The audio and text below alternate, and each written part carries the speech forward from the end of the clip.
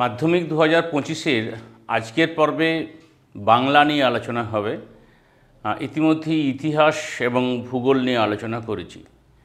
এখন বিষয় হচ্ছে তোমাদের ফার্স্ট সামেটিভ বা ফার্স্ট ইউনিট টেস্টে যে বিষয়গুলো আছে, একটি গদ্য আছে, তিনটি পদ্য আছে, তারপরে কোনির একটা অংশ রয়েছে, প্রবন্ধ থেকে হারিয়ে যাওয়া কালিকলম রয়েছে, কিছু ব্যাকরণের পাঠ রয়েছে, এখান থেকে মিশিয়ে 40 নম্বর।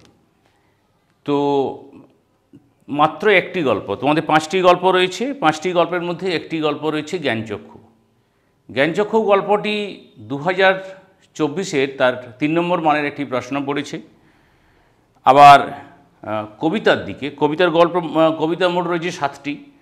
7টির মধ্যে আমরা এখানে 3টি যে পড়ব, তার মধ্যে আফ্রিকা একমাত্র পড়েনি। আফ্রিকা মোস্ট ইম্পর্টেন্ট পড়েছে। অসুখী একজন এবং প্রলয় উল্লাস, এখান থেকে একটি করে প্রশ্ন রয়েছে। তো আমরা নিশ্চয়ই গভীরভাবে আলোচনা করব যে কোথা থেকে 3 পড়ব, কোথা থেকে 5 পড়ব। এখন যেহেতু ফার্স্ট সামেটিভের জন্য পড়ব, বাকি অংশের জন্য পরবর্তী ক্ষেত্রে যখন আমরা সিলেবাসটি পূর্ণতার দিকে যাবে, তখন সাজেশনটি আমাদের পূর্ণতা পাবে। তো এখন এই সংক্ষিপ্ত সাজেশন একবার আমরা দেখে নেব। 2025-এ যারা মাধ্যমিক দিতে চলেছ, তোমরা কয়েকদিন পরে ফার্স্ট সামেটিভ বা ফার্স্ট ইউনিট টেস্ট পরীক্ষা দেবে।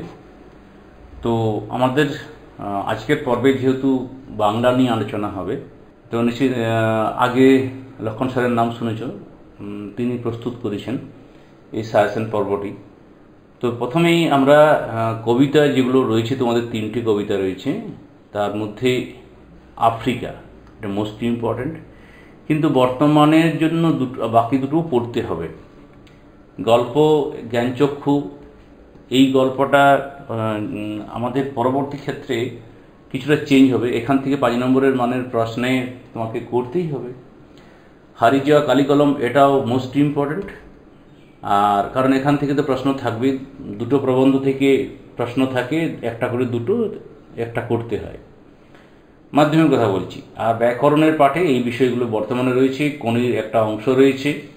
কোশ্চেন প্যাটার্ন নির্ভর করছে স্কুলের উপর, তবুও যেটা মধ্যশিক্ষা পর্ষদ যে দিয়েছে সেটা MCQ 10, SCQ 5, অথবা MCQ 8, SCQ 7, 8, 7, 15, 25-এর 15 এখানে থাকে। তারপর 3 নম্বর মানের 2টো প্রশ্ন, সেখানে কবিতা এবং গল্প থেকে 2টি করে 4টি প্রশ্ন আসে, যে কোনো 2টো লিখতে হয়, অর্থাৎ 6 মার্কস। 5 নম্বর মানে 3টে প্রশ্ন, এই কবিতা এবং গল্প থেকে একটা, প্রবন্ধ থেকে 2টো, মানে একটা লিখতে হয়, অর্থাৎ এখানে 2টো থেকে প্রশ্ন একটা, এখানে 2টো থেকে একটা, পূর্ণাঙ্গ সহায়ক গ্রন্থ কোনি থেকে একটা, 2টো প্রশ্ন মিনিমাম থাকবে এখানে। আর E2Bতে 4 নম্বর, ব্যাকরণ 5 নম্বর, ব্যাকরণ ছোটো ছোটো প্রশ্ন থাকার সম্ভাবনাই বেশি। তাহলে জ্ঞানচক্ষু প্রথম আমাদের যে গল্পটা দেখে নেওয়া যাক। এখানে 2025 সালের এখান থেকে 5 নম্বর মানের প্রশ্ন আসার সম্ভাবনা কম, আসতে পারে। 2024-এ এখানে 3 নম্বর মানের প্রশ্ন এসেছিল।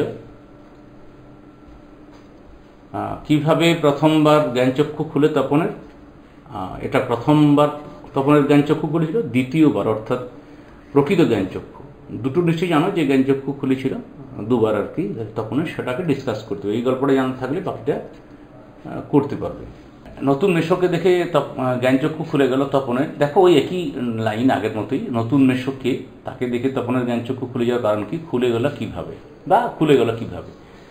তার চেয়ে দুঃখের কিছু নেই, তার থেকে অপমানের কার এই উপলব্ধি, এই উপলব্ধির কারণগুলি আলোচনা করবা লেখো। বিষণ্ণ মন নিয়ে বসে আছি, এমন সময় সেই ঘটনা ঘটলো, বা এমন সময় ঘটলো সেই ঘটনা। এই বিষণ্ণতার কারণ কি, ঘটনাটি কি ঘটেছিল, তো গল্প অবলম্বনে লেখো। লাইন ঘুরে দিতে পারে, একই বিষয়ে পৃথিবীতে এমন অলৌকিক ঘটনা ঘটে, কার এমন মনে হয়েছে, অলৌকিক ঘটনাটি কি, ঘটনার প্রতিক্রিয়া কী হয়েছিল। কবিতায় আসছে 3টে কবিতা। পাবলো নেরুদার অসুখী একজন, এখান থেকে 5 নম্বর মানের প্রশ্ন আসতে পারে। তারপর যুদ্ধ এলো, কোন ঘটনার পর যুদ্ধ এলো, যুদ্ধের ফল কী হয়েছিল তা কবিতা অবলম্বনে লেখো। যেখানে ছিল শহর সেখানে ছড়িয়ে রইল কাঠকয়লা, শহরের পরিণতি কী হলো তার পরিচয় দাও। সমস্ত সমতলে ধরে গেল আগুন, কোন আগুন ধরার কথা বলা হয়েছে, আগুনের ফলে কি কি ঘটনা ঘটলো। অথবা এই প্রশ্নের একটাই প্রশ্ন, তিনটে ভিন্ন ভিন্ন জায়গার থেকে লাইন তোলা হয়েছে, কিন্তু বক্তব্য বিষয় এক। নেমে এলো তার মাথার উপর, কার মাথার উপর কি নেমে এলো, কোন ঘটনার পরিপ্রেক্ষিতে এই কথা বলা হয়েছে। অথবা অসুখী একজন কবিতায় কাকে অসুখী বলা হয়েছে ও কেন। নেক্সট কবিতা হচ্ছে আফ্রিকা। এখান থেকে 5 নম্বর মানের প্রশ্ন আসার সম্ভাবনা খুব বেশি। কারণ হচ্ছে কি, আফ্রিকা থেকে 2024-এ কোনো প্রশ্ন ছিল না। আফ্রিকা জন্ম হলো কিভাবে, আফ্রিকা কিভাবে প্রতিকূলতাকে জয় করল।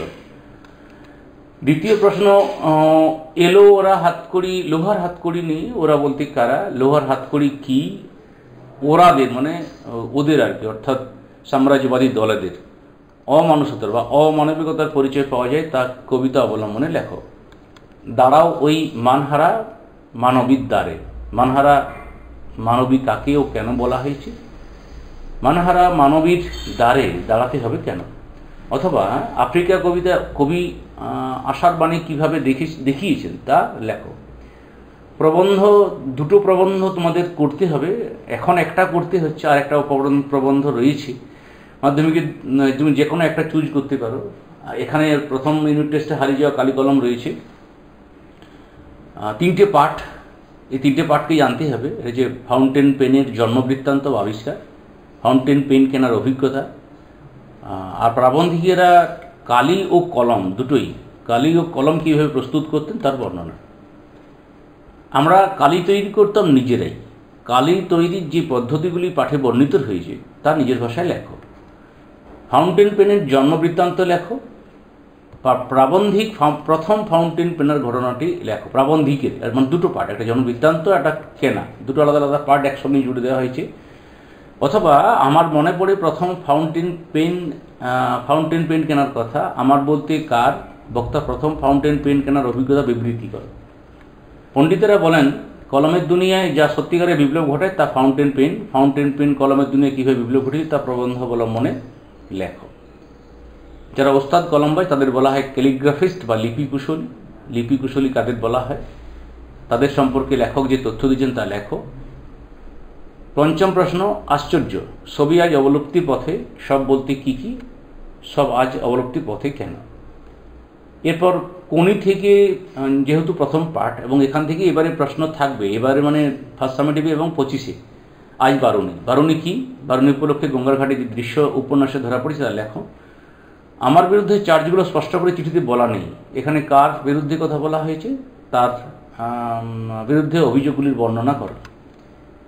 অথবা ক্ষিতীশের বিরুদ্ধে জুপিটার ক্লাবে কি কি অভিযোগ উঠেছিল, ক্ষিতীশ তার কীভাবে জবাব দিয়েছিল। মেসেজ হচ্ছে না, সঙ্গীত চর্চা হচ্ছে, কে কাকে কথা বলেছে তার মেসেজ চর্চার পরিচয় দাও। গ্রে স্ট্রিটে ট্রামলাইন ঘেঁষে একফালি ঘরে দোকানটির নাম কি, পূর্ব নাম কি এবং পরিচয় দেওয়া। তোমরা আমাকে কমেন্টে জানাবে যে দোকানটির নাম কি, ঠিক আছে।